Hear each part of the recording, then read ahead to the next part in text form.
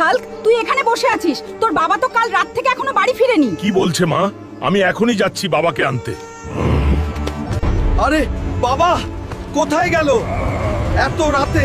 নাকি বাবার কিছু হয়েছে? যদি আমার বাবার কিছু হয় তাহলে পুরো পৃথিবী আমি ধ্বংস করে দিব।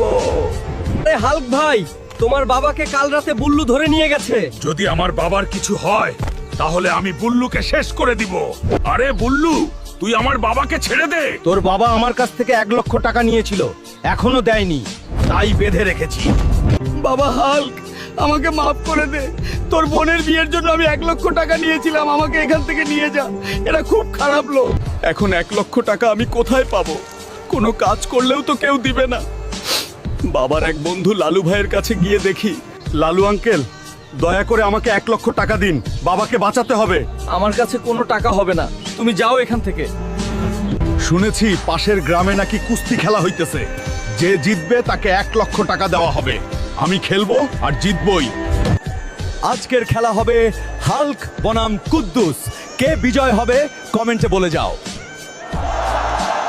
বন্ধুরা, তোমরা ভিডিওতে লাইক করে চ্যানেলটা সাবস্ক্রাইব করে দাও, তাহলে আমার শরীরে শক্তি চলে আসবে আর আমি বাবাকে বাঁচাতে পারবো। প্লিজ।